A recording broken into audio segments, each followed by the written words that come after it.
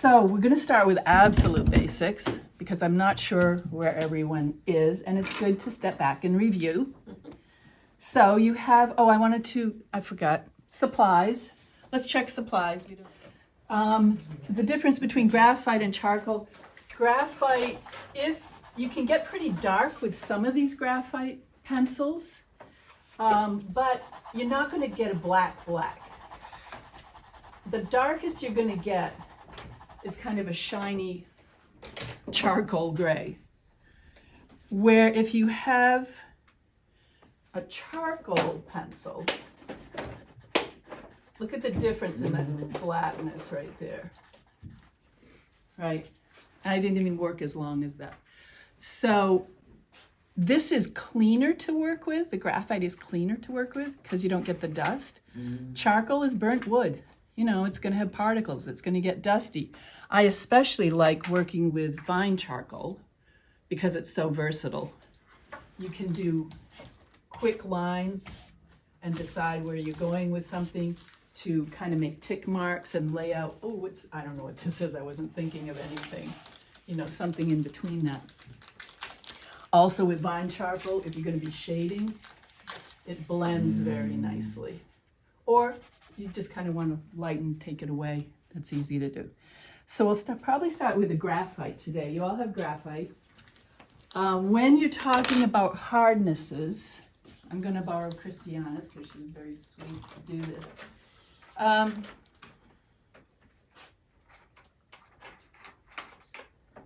in order. I'll come back to this. Hardnesses of a pencil or charcoal or something like that. You think of like a graph. So in the center, what do we use this with? Algebra? Was it algebra we used to graph things? Right? So you have a minus side and a plus side. So HB, and if you head this way to 2H, 4H, 6H, etc., you're going to be getting harder lead, be it graphite or charcoal. So it's going to end up with a lighter mark on your paper. And if you go the other way, 2B, 4B, 6B. I keep switching sides on this. I don't know why I do that. This is softer lead, so you're going to get darker. So if you look at a set of pencils like what Christiana has, you can see there's little numbers, 2B, 4B, HB along your pencils. And right now, go ahead, it's somewhere, if you drew down the graph, which I think was a good thing, start and see the comparison between these. You know, to test it out and try it out. Maybe start with the middle one, the HB, or sometimes in graphite it's called the F. I have one called an F. F, that's also kind of right here in the middle. It's got numbers. Okay. Yeah.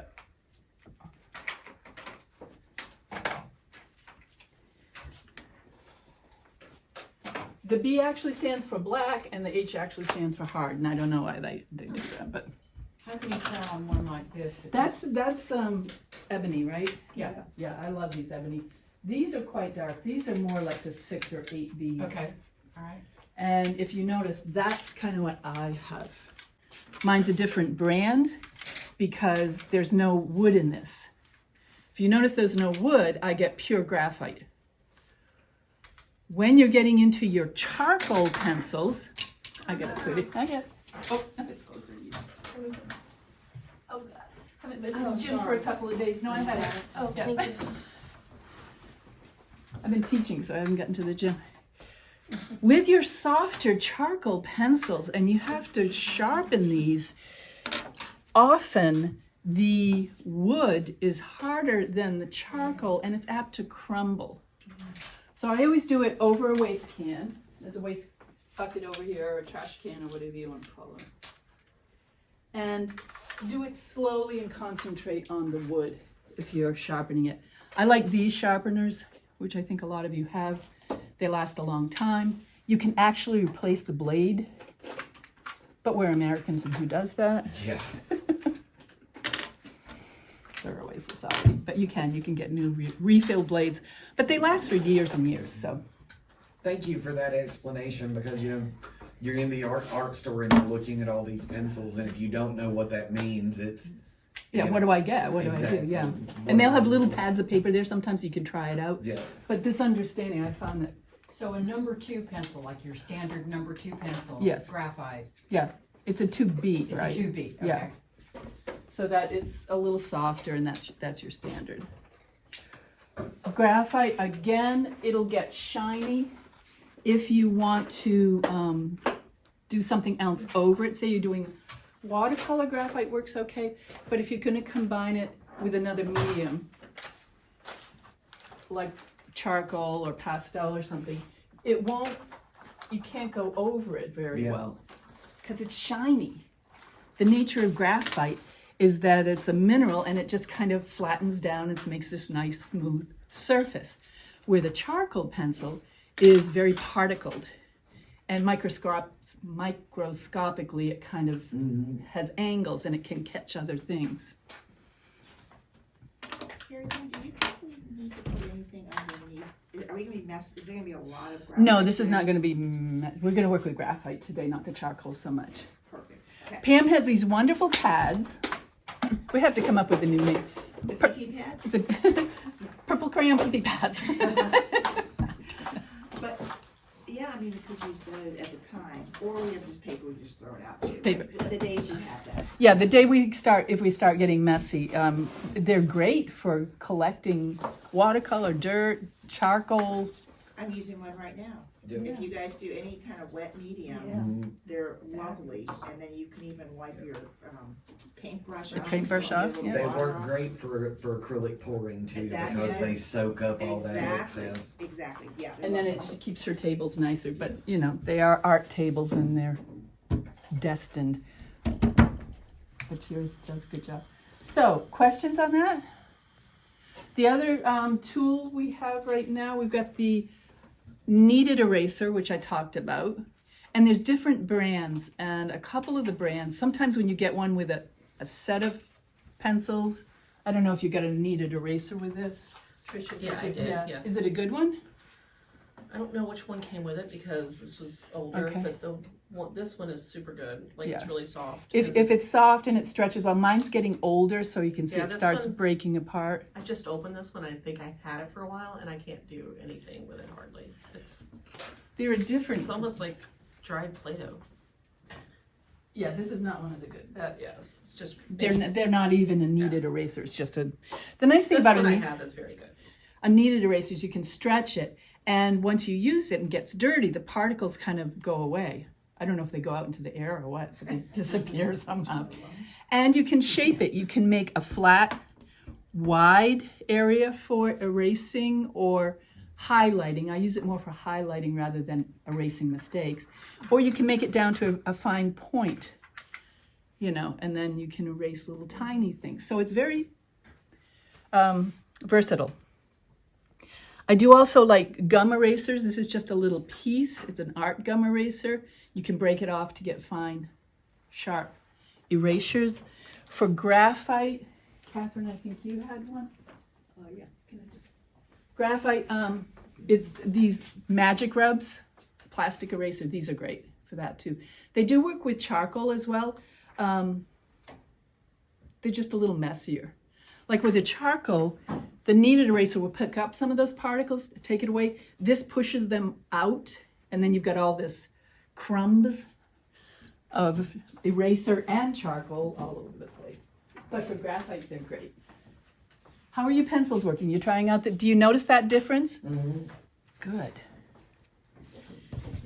Oh, here's a great eraser too. This is a Paper Mate Tough Stuff. It's a small eraser. It has a refillable cartridge.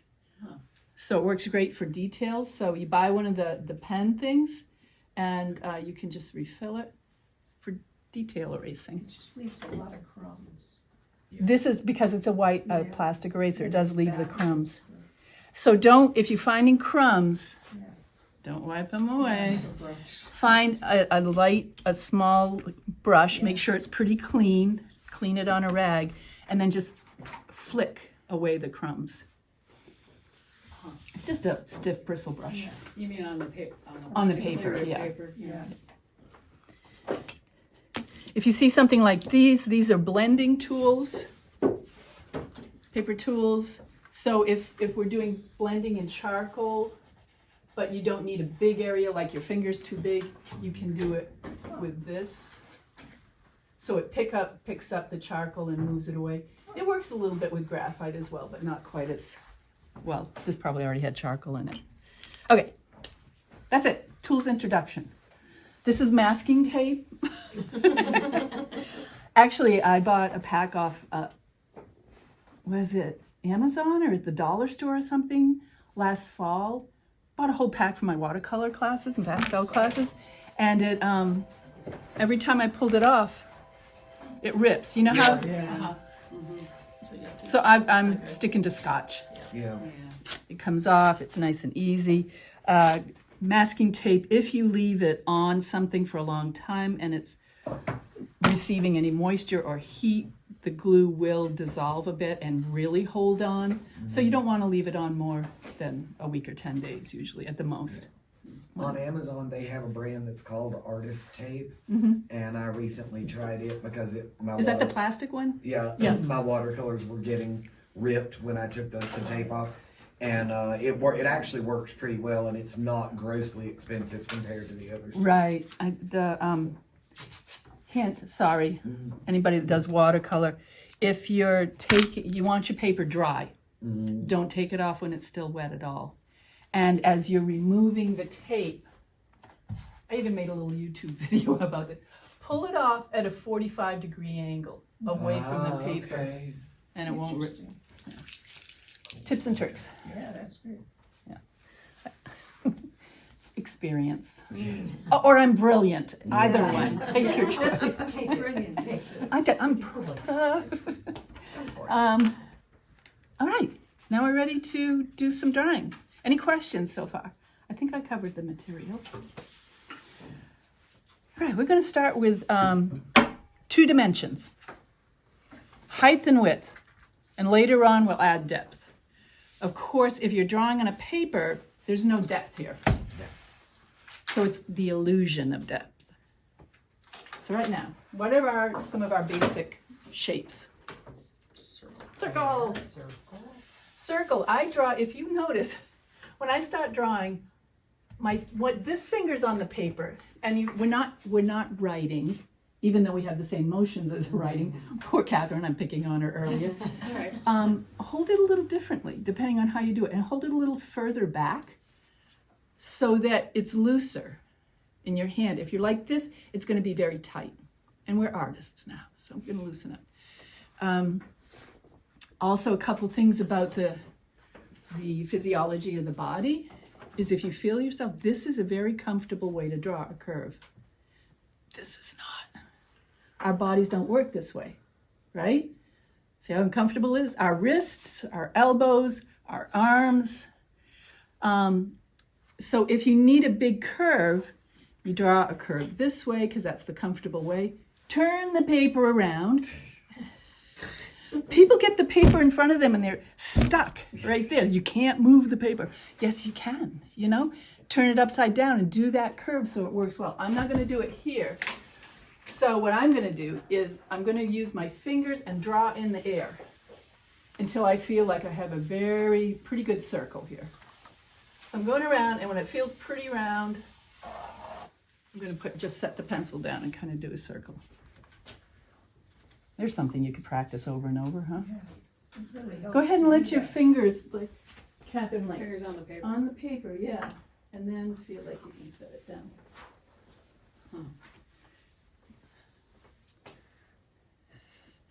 Trisha's got a whole page of bubbles already. Bubbles. But that works. Does that work pretty well? Yeah. Comfortable?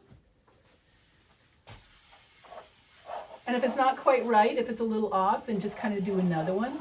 If you look at the masters, you'll see often multiple lines in their drawing, not just one line. And then you can go Now I'm gonna define and choose the best lines that, kind of work. So say that you don't want to be sketchy. You don't want to be like,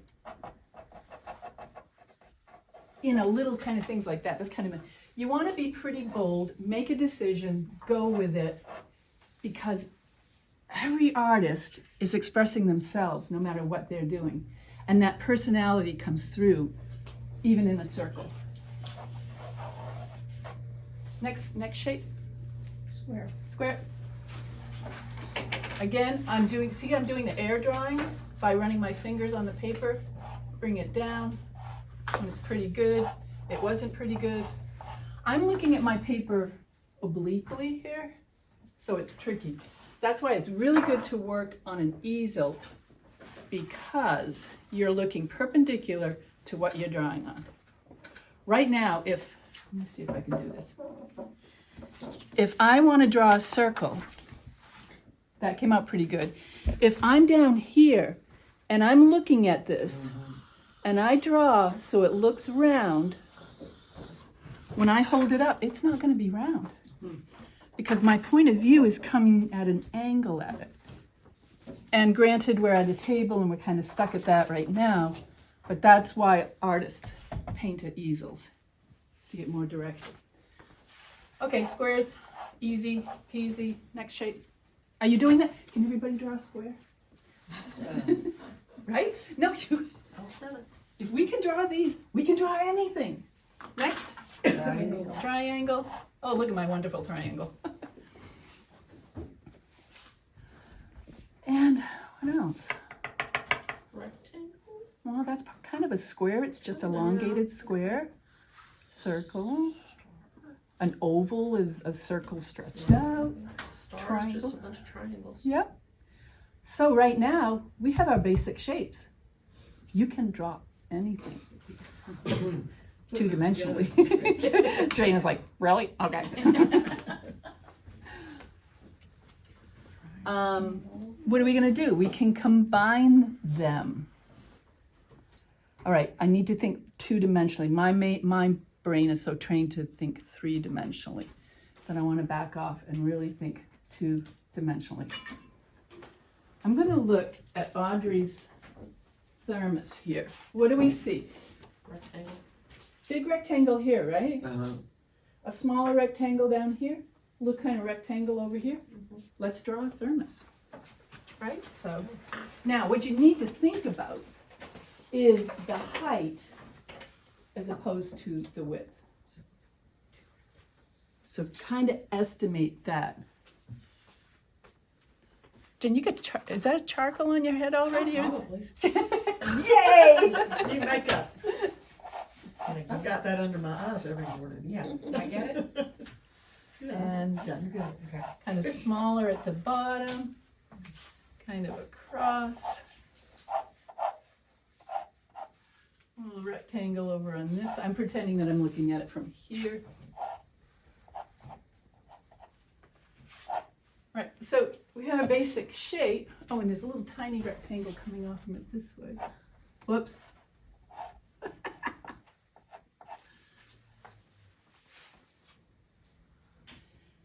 But it's not just a flat rectangle, right? You can draw the rectangles. You're drawing a thermos, the illusion of a thermos. And then here it's going to kind of curve in a little bit. What does it do at the base? There's a little curve at the base.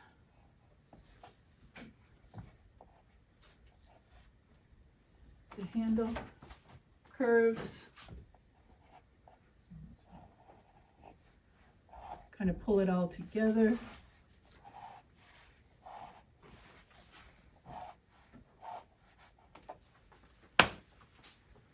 Thermos. Does this have my time? No. Who has the clock out? Somebody, because I can't tell time. 10:40. Thank you. Did y'all do it? Are we drawing now? Oh, sure. Oh, sure. Oh, sure. This is a little off, right? Mm-hmm. Because My you were drawing- rectangle isn't but you were drawing this way, right? You have my permission to turn the paper. Okay. So because drawing toward yourself, I had coffee this morning, sorry. Toward yourself is a little awkward. Turn it so you have this is comfortable, going this way, right, with your hand. This is not as comfortable. Right. So by turning the paper and going that way, you're gonna get a more straight line. And here's another thought. Run one of your fingers. I do this with my pinky mostly. And I hold it there. Let me bring it down. Oh, yeah, a little guide. So you freeze your hand. Let me show you. What I'm doing here, I can't do it on this paper, I don't think, is run my little finger along the edge of the pad of paper. I'll come down here. And it becomes a guide. And then I bring it out here and I freeze my hand and hold that little finger there. Then you get a straight line. Or turn your paper so you're going in that comfortable angle of drawing a line. Nice therm, nice therm. Look at these thermoses. All right. There you are, you can go home now, you know how to draw. Actually, that turned out better than I would have known if I had just tried to sketch it without using the shapes. Yeah. It turned out better than it normally would, so. If we base things on shapes, you just put these basic shapes together. Let's see if we can find something that's a little more complex. I have objects. Those are my three-dimensional objects. I don't want those. Okay, here's one. I like doing found it. So you can go around the house and you can find objects. Are there chairs in the way at the bottom of Not that? for me, but I'm standing up. I don't know. Doesn't matter. With the spray bottle. Okay. Perfection. I want to make sure it's not in somebody's way. All right. Whoa, we have a variety of shapes here. Oh, let me I get, can see it. is that okay? Yeah. You're not getting this side view, but you're getting, yours is gonna look a Mine little is- different from here. Uh-huh.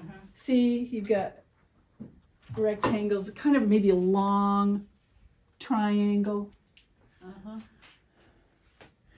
And then estimate the width to the height of things. This gets more complex as we go on, but it's always that. Finding the shapes, looking at the proportions. What is the width compared to the height? And how does that relate to the next object?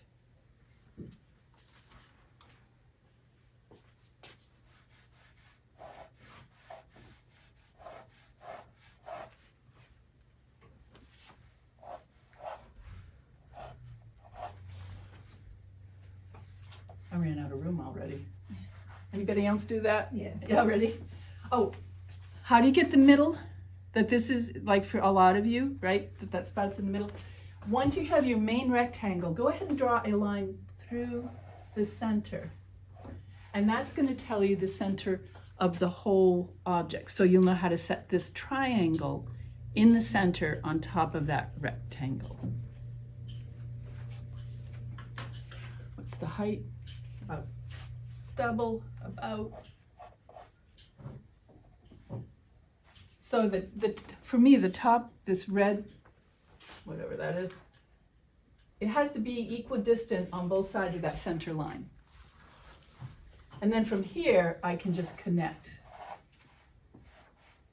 with kind of a curved triangle.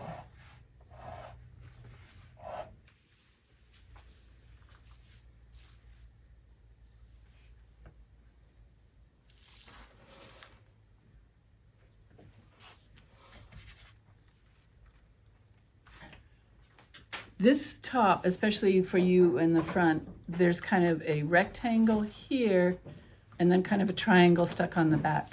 So you're putting those forms together. How far does it go out? Around. This rectangle goes to the edge of the bottle. Triangle goes out past it.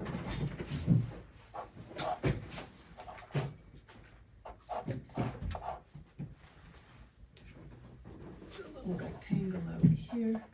So by putting the shapes down before you start any details or shading or anything, make sure that your forms are in the right proportion to each other. So you put down some light lines, kind of take a little break, step back, and examine it and make sure it's working well. Because now is the time you want to make the corrections before you get into too many details.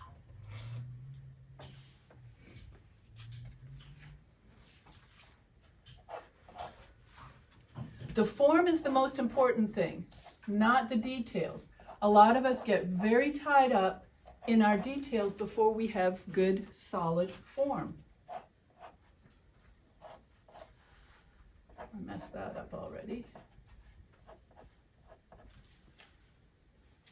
And there's a long triangle out here. Something like that. I didn't check that angle very well.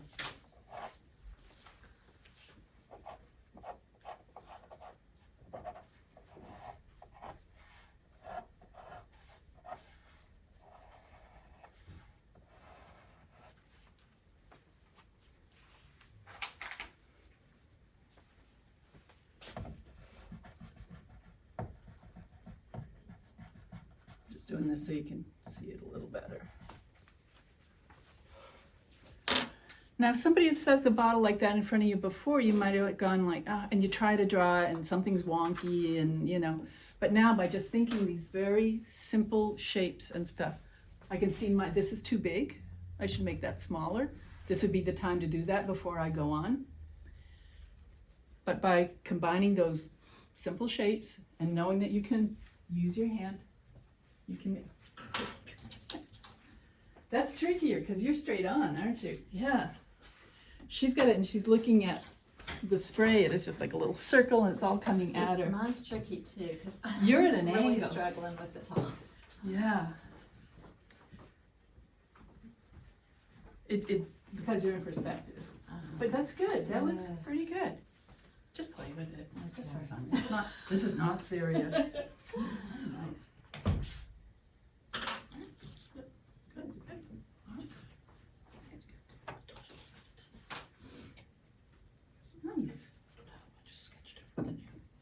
Draw bigger. Well, that's all right. You're just practicing right now. Eventually, once you're drawing bigger. We get small. I had this one man, this is way back when I first started teaching adult ed. Way back. And I had a couple guys, and you learn a lot from the classes. You can keep drawing if you want. But every time we had the big pieces of paper like this, and his drawing was always this little tiny drawing in the middle. And I'd get him to be like, fill the paper, and he'd do it once, and the next thing I know, he's right back down into this mini thing again. It's his comfort zone.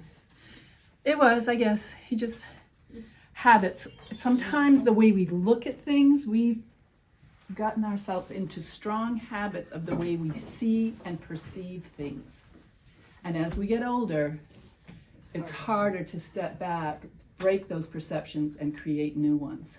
I find in adults, it's a lot easier to teach kids because they're so open. They're like, oh yeah, I can do that. And we as adults, like, no, our minds want to take over and go like, wait, this has got lines in it. I have to draw these lines. No, you don't. It's just the shape that's important.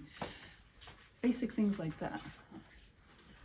I had this other guy where I was teaching them to draw hands. I'm like, okay, I'm going to draw the hands. And we do this with 3D shapes, which we'll get into the faces and stuff. And I'd say, look, set your hand down and draw it and look at it. And I'd go over to him because it was like a class of 20. I've told you this story before. But I looked at his hand, it was way off. And I knew how he had been drawing before. It was not like that. So I said, show me what you're doing. And he's like, well, I'm looking at my hand, my left hand, because I said, draw your left hand. And then I'm drawing it. And that's when I realized, I had lefties in the class. So I'm like, now I say, draw your other hand. So if you're left-handed, you're drawing your right. Live and learn. All right.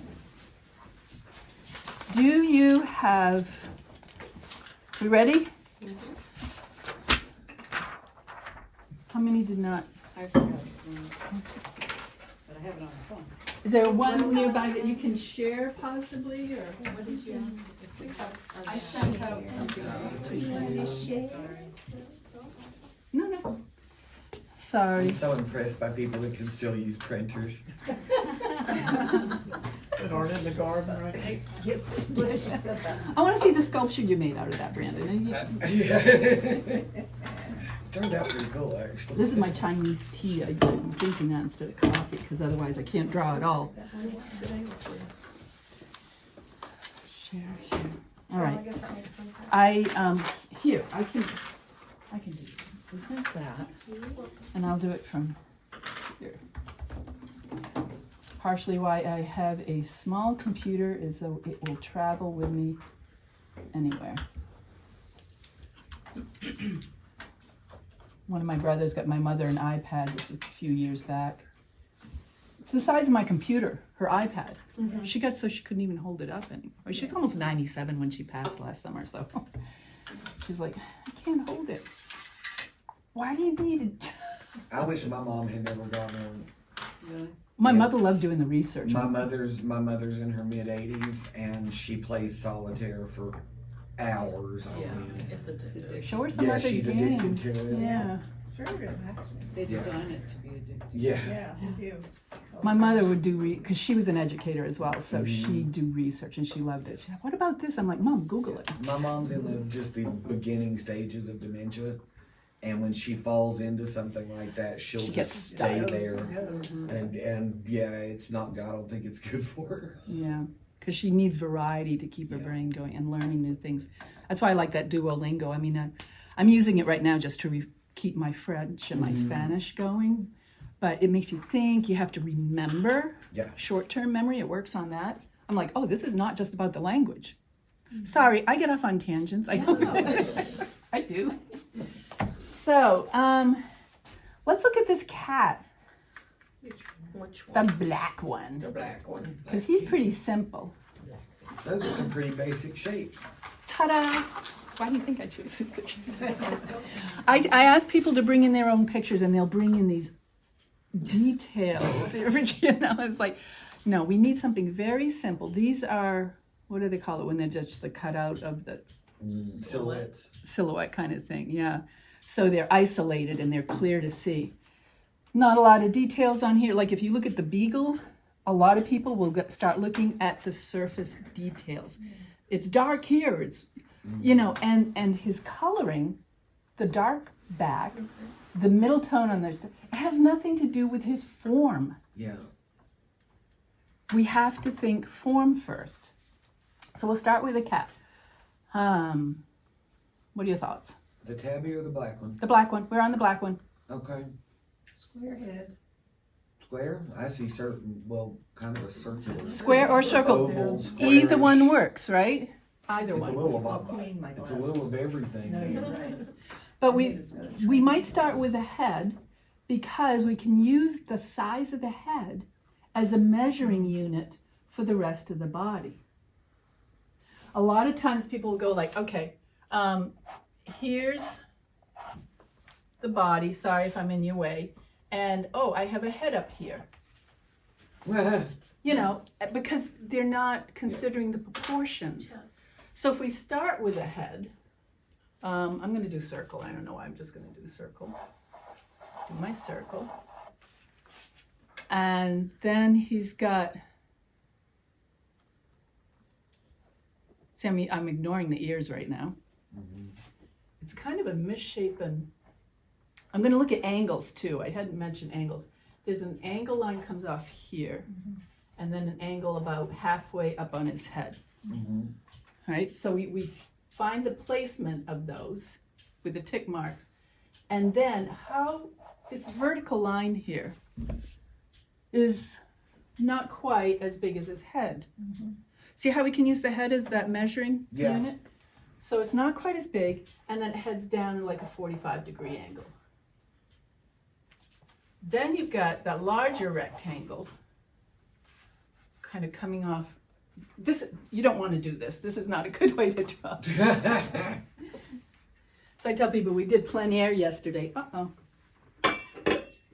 And if you're setting up your easel, you want what you're looking at the opposite way from your easel. Otherwise, you're looking over your shoulder to draw it. So if you're left-handed, and it's that same way I'm looking over my shoulder, I can't see. There, that helps. Okay, I'm just going to kind of indicate some lines here. Now I want to figure out how many heads. See, this is his head. See how I'm measuring? Here. And then how many down? 1, 2, about 3 head lengths for the body. So now I come here, which is a different size, but the same ratio. 1, what did I say, 3? Mm-hmm. So there's 3. That should be about where his butt is.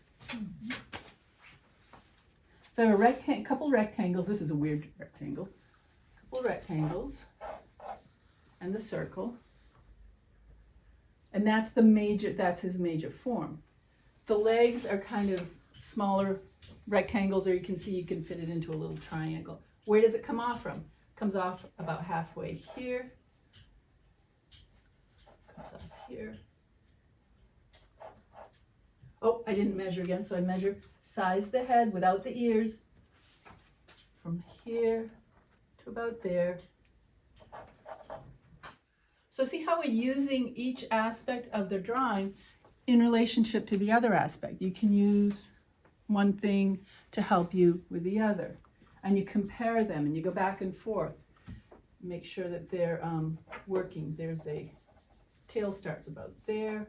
It's just a big rectangle, long skinny rectangle. Or is that the leg? I can't tell. It's all black cats, you can't tell.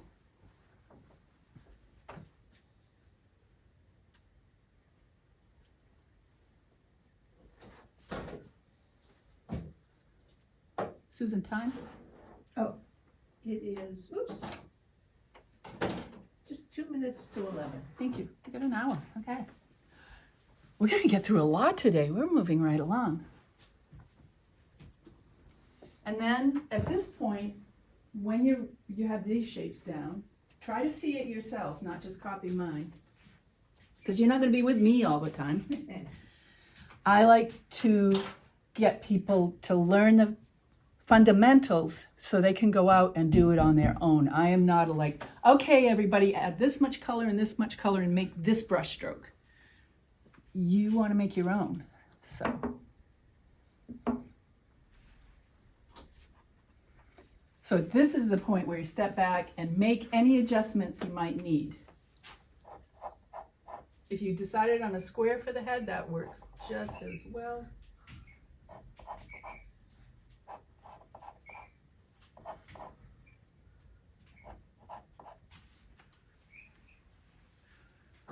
This might seem simple, but this is where everyone starts. You've got your masters. They're still thinking shape, angle, proportion, and relationship. It's what it's all about. We're always creating the illusion. And then the illusion we create becomes our own expression of that. You have a number of artists drawing the same thing. And if they're really doing it their way, you're going to come out with that many different styles or paint. It's fascinating to see the variety that happens. Do, do, do, do, do, do, do. Can we add ears if we want? Yeah. What are the ears? Triangles. And where do they sit? Yeah, these are just little triangles. So check this angle that it goes off. Don't really think the triangle yet. And check this angle. Right? It's all about the angles. And double measure the size of the head. The ear's about half as long as the head. Even Pam could do this. Even Pam. She never comes to my fine art classes. I don't know why. I listen to a lot of Mm-hmm. I know you're back there absorbing.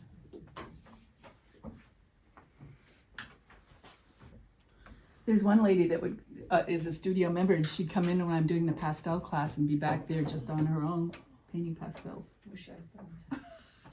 I was like, wait, you're kind of cheating here. That's one of the benefits, though. It is, that's true. To her, not to me, but to her.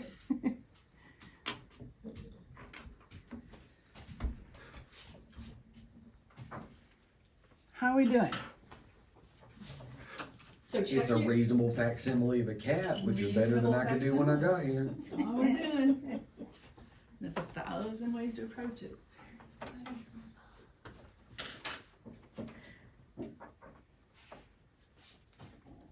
Body problems. It looks like the length. Yeah, So here's your head. Yeah. So 1, 2, wait. yeah, so maybe more in here. Yeah, but and then you're gonna realize this is kind of where it stops, but look, before you hit that, it's going to cut off too. Mhm. Right, that angle Yeah, there. yeah, okay. Your head is much bigger than Yep, the body. yeah. So this is the time to make the adjustment. I think you have a lot going on here, so I'd probably bring the head down. It should be about 1/3 the size of the body. So if the body's here, Yeah. 1, 2, so it should be maybe. Like here? So I would I was bring it, thinking those were the feet. cut it down. Oh, it is the tail, you're Oh, right. okay. That's why. You know, You're right. So it's still attached to the body. Your body might be a little bit. I'm glad you said that. Yeah, I just Fatter. realized that now. Oh, fatter, yeah, I was trying to. Yeah. Stretch it out a little bit. Good shapes. Awesome. You can, yeah, nice. Nice. That actually He helps. does Yeah, it get a does. little It makes it a fatter little in the easier. back, but that's, once you have this shape, then you can start combining, connecting his head to his neck. This chest curves, it's not an angle, right? And the legs come down off. So go ahead and see how the base of the head is not part of a circle or a square, it's a shallow triangle. So now you have large shapes. We're going to start to the medium. So you go like larger, start large, medium, smaller shapes until you get down. But always be double checking your proportions, your angles. His neck, he's got a lot of fur on his neck, comes down, and then the back kind of pumps up, curves up there. So I'm going to turn my paper so I can use easily that nice natural curve of my hand. This is not a natural curve for me. This works nicely and naturally. So turn your paper. Then his little rump comes down around. Of course, you're at Pam's house. She has 4 cats, all male, and they get along with some bizarre. It must be her ambiance of her house. And they're all so different. Did you do that on purpose? Get a variety of? No, well, they kind of came together. I mean, 2 and 2. 2 big fluffy ones. And the skinny. My favorite cats, I think, personality-wise, are the tabbies, the orange tabbies. My cats are fraternal twins, and they're literally a match set. Are they? They go everywhere together. They do everything together. They're like little bookends. And I fostered them when they were babies, and I had to bottle feed them. And this is when I also realized that fostering just isn't something I'm capable of. It takes me about 10 seconds to get emotionally attached to an animal. And and then they call me back and they're like, "Oh, we found a home for them." It's too bad they're mine. And I'm like, "I've been dropper feeding these things for 6 weeks. Yeah. No, you can't have them back." Yeah. I have a friend in West Asheville and she does that, and she'll take little baby, like sickly kittens, and she has them in a baby carrier. And Yeah. but she does, somehow she lets go. I Not all of them, most of It's them, but hard. not all. Yeah. It is hard. You become attached, exactly. All right, so I'm talking, so just keep going. There's 2 paws here. One comes, you can't see it because he's black, but it comes off this shoulder down here. Make sure he's got a little paw, not just a dead stick down there. That actually goes up in there. His tail comes off. fluffy. Ears. Looking pretty good. Got good cats here.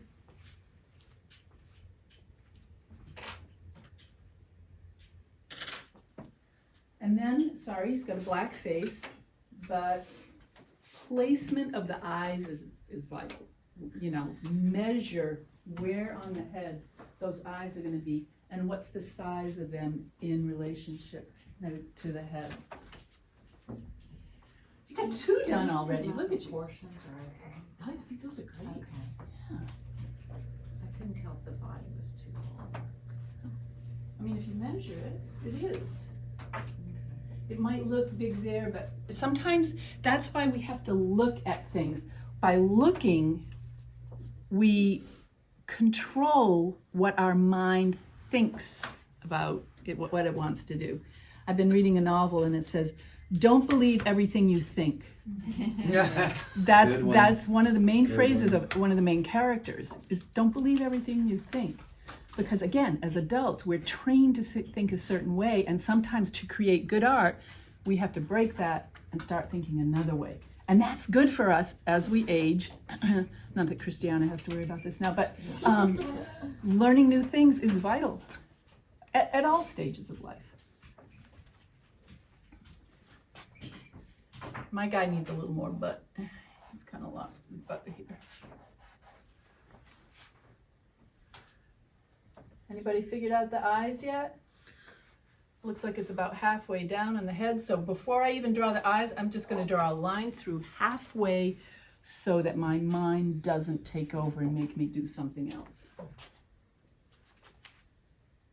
I'm going to find kind of the inner corner of the eye to get the distance. I can even measure. It's more than an eye distance apart. So there needs to be more distance between the eyes than the eyes are wide. In a human being, that's different. There's an eye between our eyes. There's a size of an eye between our eyes. Cats are more out. Deer. I saw a picture of a deer the other. You know, people on the internet, they need lives sometimes. Yeah. But they had taken a deer and they had put human eyes on it, Yeah. spaced that way, and it just looks so weird because they need those side eyes to see what's happening around them. And pretty much circles. It's going to be harder to do a tiny, tiny circle, but you know. I would start with a circle and then define the shape a little better later. Because the eyeball is a circle. In the human skull, as you're drawing, I'm just going to talk. You can subconsciously absorb this. It's a ball and it sits inside the eye socket. So you have to understand the skull underneath. And then the skin covers it over in a certain way. And we don't think about that. So the eye socket and the size of the eyeball, you can feel goes up to the eyebrow. You can feel that. And then where our tired circles are, that's because the skin sits on that bottom opening in the skull of the bone. That was a jump ahead. Cats don't have the occipital ridge that we have, though. Occipital ridge, Yeah, it's flatter. Oh, here. it's flatter, they- yeah. The ridge we have over the top here, they don't have. Right. And that, I think that ridge is what the difference between drawing a person and drawing a cat. That could make a Yeah. huge difference. And understanding that in academics, like when I'm studying for BFA, we had to study and draw the skull, the bones, the muscle structure underneath, then the skin on top. So you have all of these layers. Yeah. And you see people just trying to draw faces without understanding what's under that. Yeah. And then on top of that, doing expressions. What are the muscles doing? And that affects the skin. And it, you know, you have certain proportions in the face, but when you smile, it throws everything off. It's fascinating. I think that's why I like doing portraits so much. I haven't been painting enough lately. I've been too busy teaching and preparing online courses. Hard to see where his nose is. His nostrils are out here somewhere. I'm just going to indicate them.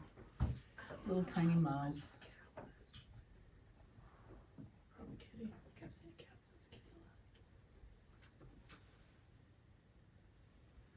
And the pupils, I love the pupils of an eye. The cat's eye can change so much. But anyway, today we're just after the basic shape. Would you go and you tell all your friends, oh my God, I can draw a cat now.